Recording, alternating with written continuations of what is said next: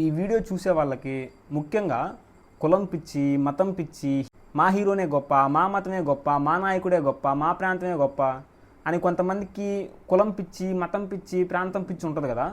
వాళ్ళకి సూటిగా ఒక క్వశ్చన్ అడుగుతాను. సూటిగా సమాధానం చెప్పే సత్తా ఉంటే చెప్పండి.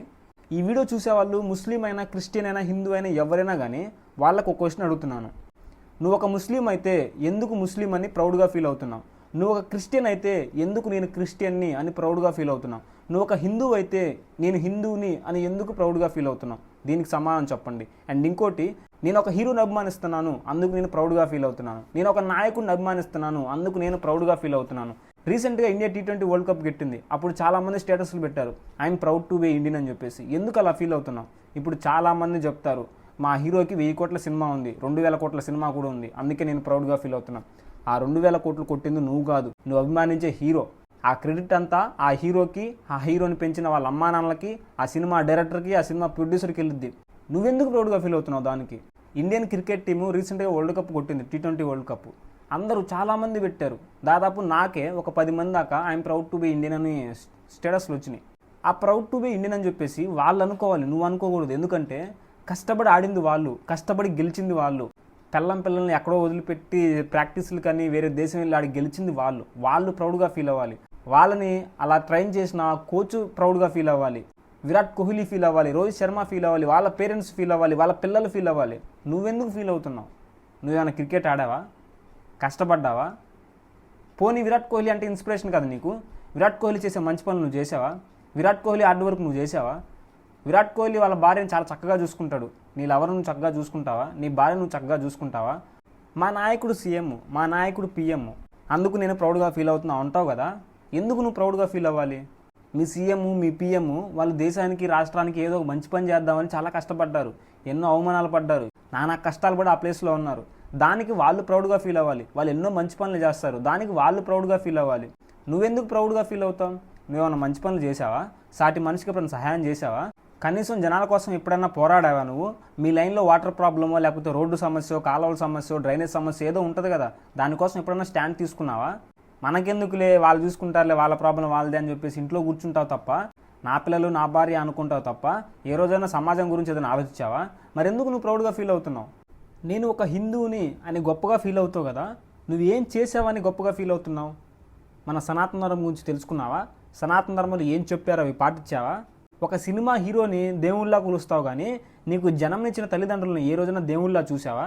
నీ నాయకుడి కోసం వంగి వంగి దండాలు పెడతావు, అయ్యా అయ్యా అని ఏడుకుంటావు, జెండాలు మోస్తావు, బైక్ ర్యాలీలు చేస్తావు, కానీ ఏ రోజైనా మీ పేరెంట్స్కి వయసు అయిపోతుంది, 40-50 ఏళ్ళు వచ్చినాయి, వాళ్ళు వీక్ అయిపోతా ఉన్నారు, ఎందుకు వీక్గా ఉంటున్నారు, ఎందుకు డల్గా ఉంటున్నారు, వాళ్ళకి ఎట్లాంటి ఫుడ్ సోర్స్ కావాలి, ఎట్లాంటి ఫుడ్ పెట్టాలి, వాళ్ళ మెడికల్ ట్రీట్మెంట్ ఏది చేయించాలి, వాళ్ళకి మోకాల నొప్పులు తగ్గాలంటే ఏం చేయాలి, వాళ్ళు ఈ వయసులో వాళ్ళు ఏం కోరుకుంటున్నారు, ఈ వయసులో వాళ్ళకి ప్రశాంతత కావాలి, అది మనం ఇస్తున్నామా లేదా, మనమేమో తాగి తందనాలు ఆడుతుంటే పేరెంట్స్ ఇంట్లో బాధపడతా ఉండాలి. రోడ్ల మీద హీరోల కోసం, నాయకుల కోసం ర్యాలీలు చేసి, బైక్ స్టంట్లు చేసి, కాళ్ళు చేతులు ఎరగొట్టుకొని ఇంట్లో పడితే మన తల్లిదండ్రులు ఒక 40-50 ఏళ్ళ వయసులో కూడా మనల్ని కాపాడుతూ ఉండాలి, మనకు సేవలు చేస్తూ ఉండాలి. పోనీ నిన్ను అభిమానించే హీరో వస్తాడా? నువ్వు అభిమానించే నాయకుడు వస్తాడా నీకోసం? రారు. ఒకవేళ వచ్చినా కానీ అంతా అయిపోయినాక వస్తారు వాళ్ళు. కాళ్ళు చేతులు విరిగిపోయిన తర్వాత, నువ్వు మంచాన పడిపోయిన తర్వాత వస్తారు. ఆ తర్వాత వాళ్ళు వచ్చి ఎంతో కొంత డబ్బులు ఇస్తారులే కానీ నీ తల్లిదండ్రులని వాళ్ళు చూసుకోరు కదా. నీ తల్లిదండ్రులకు వయసు అయిపోయిన తర్వాత వాళ్ళు మంచాన పడితే వాళ్ళని చూసుకోవడానికి హీరోలు, నాయకులు రారు కదా. నువ్వే మంచాన మీద ఉంటే నీ తల్లిదండ్రులు నువ్వేం చూసుకుంటావు? నీ తల్లిదండ్రుల గురించి నువ్వే ఆలోచించినప్పుడు వేరే నాయకుడు, వేరే హీరో ఎందుకు ఆలోచిస్తాడు? నీ హీరో బర్త్డే అంటే సెలబ్రేట్ చేస్తావు, వాళ్ళ కొడుకు బర్త్డే అంటే సెలబ్రేట్ చేస్తావు, వాళ్ళ తల్లిదండ్రుల బర్త్డే అంటే సెలబ్రేట్ చేస్తావు, కానీ నీ ఇంట్లో వాళ్ళకి ఏ అవసరాలు ఉన్నాయి, ఇంటి రెంట్ కట్టాలా, వాటర్ బిల్లు కట్టాలా, కరెంటు బిల్లు కట్టాలా, ఇంట్లో వాళ్ళకి ఏదన్నా మెడికల్ ఎక్స్పెన్సెస్ ఉన్నాయా, షుగర్ ఉందా, BP ఉందా, ఇంట్లో ఎంత ఖర్చు అవుతుంది, ఇంట్లో బియ్యం ఉన్నాయా, సరుకులు ఉన్నాయా, ఏ రోజన్నా వీటి గురించి ఆలోచించావా? ప్రవీణ్ పగడాల గారు చనిపోయారు, ఆ విషయం అందరికీ తెలిసిందే. నేను అసలు మాట్లాడదలుచుకోలేదు. ఇంకా ఈ ఇండియాలో మనుషులే ఎంత అని విరక్తి పుట్టింది నాకు, వీళ్ళు మారరు అని ఒక విరక్తి పుట్టి నాకు మాట్లాడదలుచుకోవాలి ఆ విషయం పైన. రెస్ట్ ఇన్ పీస్ అని వాట్సాప్ స్టేటస్ పెట్టాను తప్ప మాట్లాడాలనిపించలా. కానీ ఒక కామెంట్ చూశాను, ఒకటి కాదు, సేమ్ అట్లాంటి కామెంట్స్ చాలా చూశాను కొన్ని వీడియోస్లో, ఇన్స్టాగ్రామ్లో, యూట్యూబ్లో. మనిషిని మనిషిలా చూడండి, మతంతో చూడొద్దు అని చెప్పిన వ్యక్తి ప్రవీణ్ పగడాల గారు. అతను చనిపోతే అతని గురించి వీడియోస్ పెట్టినప్పుడు సోషల్ మీడియాలో రెస్ట్ ఇన్ పీసో లేకపోతే మీ ఆత్మ శాంతించాలని చెప్పేసి కామెంట్ పెట్టాల్సింది పోయి కొంతమంది మన హిందువులే, ముఖ్యంగా చెప్తున్నాను, చాలామంది హిందువులే ఆ కామెంట్స్ పెట్టింది కూడా వాళ్ళు ఏమని కామెంట్స్ పెట్టారంటే, మా హిందూ ధర్మంలో, మా సనాతన ధర్మంలో దేవుడు ఉన్నాడు కాబట్టే ప్రవీణ్ పాగల గారు చనిపోయారు, మా దేవుడే చంపేశాడు, మేము చాలా ఆనందంగా ఫీల్ అవుతున్నాం, ఇక మీద మా దేవుడి గురించి, మా హిందూ ధర్మాల గురించి ఎవరన్నా మాట్లాడితే వాడికి మా దేవుడు ఇదే గతి పట్టిస్తాడు అని చెప్పేసి కొంతమంది చాలా గొప్పగా కామెంట్ పెట్టుకుంటున్నారు. ప్రవీణ్ పాగల గారు ఎందుకు చనిపోయారు? యాక్సిడెంట్ కావచ్చు, సూసైడ్ కావచ్చు, మర్డర్ కావచ్చు, ఏదైనా కావచ్చు, కానీ దేవుణ్ణి ఎందుకు కలుపుతున్నారు మధ్యలో? అంటే ఒకళ్ళు చంపేశారు అనుకోండి, ఇప్పుడు క్రిస్టియన్ వాళ్ళు, ముస్లిం వాళ్ళు, హిందూ వాళ్ళు ఎవరో చంపేశారు అతన్ని, ఏదో పర్సనల్ పగ్ కావచ్చు, యాక్సిడెంట్ కావచ్చు, ఏదో ఒక కారణంగా చనిపోయాడు, దానికి దేవుణ్ణి ఎందుకు కలుపుతున్నారు మధ్యలో? ఈ దేవుణ్ణి కలిపేది మళ్ళీ క్రిస్టియన్ ముస్లిం వాళ్ళు కాదు. ఇప్పుడు ప్రవీణ్ పాగల గారు క్రిస్టియన్ కదా, వాళ్ళు కాదు మాట్లాడుతుంది, హిందూ ధర్మంలో దేవుడు చంపేసని చెప్పేసి వాళ్ళు మాట్లాడట్లా, హిందూ ధర్మంలో ఉన్న వాళ్ళే దేవుడి గురించి మాట్లాడుతున్నారు. మా హిందూ ధర్మంలో ఉన్న దేవుడే ప్రవీణ్ పాగల గారిని చంపేశారు, యాక్సిడెంట్ అయ్యేలాగా రాత రాశాడు, చంపేశాడు అని చెప్తున్నారు. ఇప్పుడు సపోజు రాధా మనోహర్ దాస్ ఉన్నాడు, అతను మన హిందూ ధర్మం గురించి ఫైట్ చేస్తూ ఉంటాడు, చాలా మంచిగా మాట్లాడతాడు, పక్క మతం వాళ్ళని తిడతా ఉంటాడు. ఇప్పుడు రాధా మనోహర్ దాస్ గారు కూడా సేమ్ ఇట్లానే చనిపోయారు అనుకోండి ఒక యాక్సిడెంట్ వల్ల. ఇప్పుడు మన హిందూ ధర్మం వాళ్ళు ఏ విధంగా మాట్లాడతారు? మన హిందూ ధర్మంలో ఉన్న దేవుళ్ళే రాధా మనోహర్ దాస్ని చంపేశారు అని చెప్తారా? ఎందుకంటే మరి వేరే మతంలో దేవుడు లేడు కదా, క్రిస్టియన్ మతంలో దేవుడు లేడు, ముస్లిం మతంలో దేవుడు లేడు అంటా ఉంటాం కదా, దేవుడు ఓన్లీ మన హిందూ ధర్మంలో ఉన్నాడు అంటా ఉంటాం కదా. మరి ఇప్పుడు రాధా మనోహర్ దాస్ని చంపింది ఏ దేవుడు? అసలు మినిమం నాలెడ్జ్ లేకుండా, దేవుడు అంటే ఏందో తెలియకుండా, సనాతన ధర్మం అంటే ఏందో తెలియకుండా, ఖురాన్ అంటే ఏందో తెలియకుండా, బైబిల్ అంటే ఏందో తెలియకుండా, వాటిలో ఉన్న రూల్స్, రెగ్యులేషన్స్, ధర్మాలు ఏమీ తెలియదు, ఏమీ పాటించరు. ఏదన్నా ఒకటి జరిగిందంటే చాలు మా దేవుడు అంటారు, మా మతం అంటారు, కొట్టుకుంటారు, తిట్టుకుంటారు, చంపేసుకుంటారు. కొంతమంది ఉంటారు, కొంతమంది సోషల్ మీడియాలో, వాడి పేరు ఏదో ఉంది, సిద్ధేశ సంథింగ్ ఏదో ఉంది, కొంతమంది సనాతన ధర్మం గురించి చాలా గొప్పగా మాట్లాడి సనాతన ధర్మం గురించి ఫైట్ చేస్తూ ఉంటాడు వాడు. సిద్ధేశో వాడి పేరు ఏదో ఉంది, సైకిల్ ట్రావెలింగ్ ఏదో చేస్తూ ఉంటాడు ఒక చిన్న డాగ్ని వేసుకొని. వాడు అమ్మ నా బూతులు తిడతాడు, అక్క అంటాడు, చెల్లి అంటాడు, తెల్లి అంటాడు, అమ్మ నా బూతులు తిడతాడు, సనాతన ధర్మం గురించి ఫైట్ చేస్తాడు. ఆ విధంగా బూతులు మాట్లాడుతూ ఉంటే పక్క మతం వాళ్ళకి, అరే వీడి మతం వీడికి ఇదే నేర్పించిందేమో, వీళ్ళ సనాతన ధర్మం వీడికి అమ్మని అక్కని చెల్లిని తిట్టమని నేర్పించిందేమో అని చెప్పేసి వాళ్ళు చులకనగా చూస్తారు తప్ప మన మతంకి విలువ ఉండదు, నీకు విలువ ఉండదు, నిన్ను కని పెంచిన తల్లిదండ్రులకు కూడా విలువ ఉండదు. వీళ్ళ అమ్మ నాన్న వీడికి అక్కని చెల్లిని తిట్టమని నేర్పించారా అంటారు, వీళ్ళ సనాతన ధర్మం వీడికి ఇదే నేర్పించిందని చెప్తారు, వీడి బతికే ఎంతరా, వీడి వేస్ట్ బతుకు అని చెప్తారు. ఎక్కడ విలువ ఉండదు, ఎక్కడ ఉండదు. ఇట్లా వల్గర్గా మాట్లాడితే ఫైట్ చేయండి. ఏ పర్పస్ కోసం ఫైట్ చేస్తున్నావు, ఏ వేలో ఫైట్ చేస్తున్నావు, ఎందుకు ఫైట్ చేస్తున్నావు అనేది తెలుసుకొని ఫైట్ చేయండి. మతం లేకుండా మనుషులు బ్రతకూడదా? మతం వల్ల కొట్టుకొని చావాలా? మతం వల్ల తిట్టుకోవాలా అమ్మనా బూతులు? మతం వల్ల మనుషులు చంపుకోవాలా? ప్రాంతాలను విడగొట్టుకోవాలా? మనుషులందరూ ఐకమత్యంగా కాకుండా కొట్టుకొని సావాలా మతం వల్ల? కలిసి బ్రతకూడదా? ఎవరు మతంలో ఉన్న దేవుళ్ళు వాళ్ళు పూజించుకుంటారు, క్రిస్టియన్ వాళ్ళు వాళ్ళ దేవుణ్ణి పూజించుకుంటారు, ముస్లిం వాళ్ళు వాళ్ళ దేవుణ్ణి పూజించుకుంటారు, హిందువులో మన దేవుళ్ళని మనం పూజించుకుంటాం. పూజించుకున్న తర్వాత బయటకు వచ్చేసి అందరూ ఎవరి పనిలో వాళ్ళు చేసుకుంటా అందరూ కలిసి ఐకమత్యంగా బ్రతకూడదా? అంత పెద్ద కష్టమా? మతం కోసం కొట్టుకొని చావడం కంటే మనుషులు కలిసి బ్రతకడమే ఈజీ. కానీ అది మాత్రం చేయకుండా కొట్టుకొని వస్తున్నాం మనం. ఒక ఎగ్జాంపుల్ చెప్తాను, రీసెంట్గానే జరిగింది. విజయవాడ వెళ్తుంటే మంగళగిరి దగ్గర ఒక యాక్సిడెంట్ జరిగింది హైవే మీద. కారు ఢీకొంటే ఎదురు మొత్తం నుజ్జు అయిపోయి అద్దం లోపలికి వెళ్ళిపోయి డ్రైవర్ పక్కన ఒక వ్యక్తి ఇరక్కపోయారు. వాళ్ళని బయటికి తీయడానికి కూడా కష్టంగా ఉంటే అందరూ బొమ్మల్లా చూస్తున్నారు. ఒక వ్యాన్ వచ్చింది వెనక నుంచి, అందులో ఒక 5-6 ముస్లిం ఉన్నారు. వాళ్ళు నమాజ్కి వెళ్ళి వస్తున్నారు. మధ్యాహ్నం పూట ఎండలో వాళ్ళు ఇంకా ఉపవాసాలు ఉన్నారు, వాళ్ళ ఒంట్లో ఎటువంటి ఆహారం లేదు, బలం లేదు. అట్లాంటిది వాళ్ళు ఆ పర్సన్ని కాపాడాలనే ఉద్దేశంతో, అంబులెన్స్ రావడానికి టైం పట్టిదనే ఉద్దేశంతో వాళ్ళు చేతులతో అద్దం లాగుతున్న ప్రాసెస్లో వాళ్ళకి చేతులు కోసుకొని పోయి ఆ కారుకున్న ఐరన్ కోసుకొని వాళ్ళకి రక్తాలు వస్తున్నా కానీ వాళ్ళు చేతులకి కండవాళ్ళు కట్టుకొని, లేకపోతే వాళ్ళ బట్టలు చించుకొని మరి కట్టుకొని, వాళ్ళ లోపల ఉన్న బన్నీలు చేతులు కట్టుకొని మరి ఆ అద్దం లాగేసి ఆ లోపల ఉన్న పర్సన్ని కాపాడారు. ఆ కారులో ఉన్న పర్సన్స్ ఇద్దరు కూడా ముస్లిం కాదు, క్రిస్టియన్ కాదు.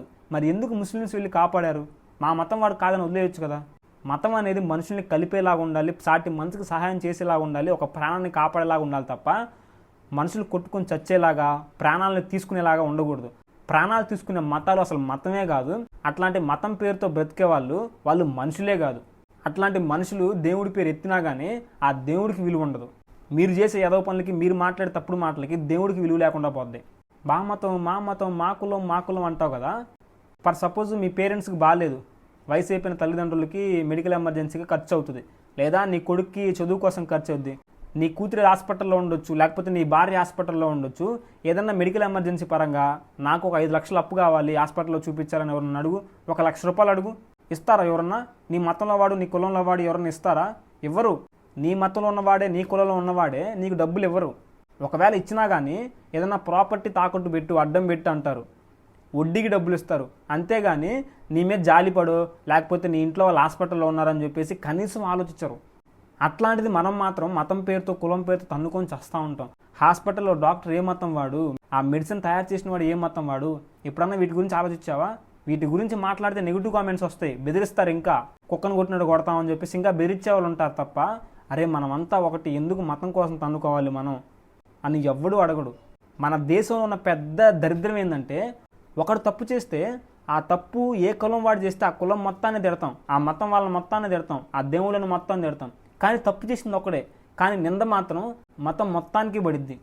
మా దేవుళ్ళ విగ్రహాలు కూల్చేశారు, మా దేవుడి విగ్రహాన్ని కాలుతో తన్నాడు అని చెప్పేసి చాలామంది పక్కన మతం అని తిడతా ఉంటాం కదా. ఎవడో ఒక ఎదవ తాగుబోతు సన్నాసి ఒక తప్పు పని చేస్తే ఆ మతం మొత్తం చేసినట్టు మాట్లాడతాం. ఎవడో ఒకరు తప్పు చేస్తే మతం మొత్తాన్ని అంటాం. ఎంతవరకు కరెక్ట్?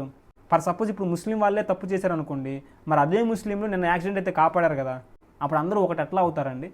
ప్రతి మతంలో ఎదవలు ఉన్నారు, ప్రతి మతంలో మంచి వాళ్ళు ఉన్నారు, ప్రతి మతంలో స్వార్థపరులు ఉన్నారు, ప్రతి మతంలో అన్ని రకాల వాళ్ళు ఉన్నారు. ఒకటి చేసే ఎదవ పనికి మతం మొత్తాన్ని బ్లేమ్ చేయొద్దు, దేవుళ్ళని బ్లేమ్ చేయొద్దు.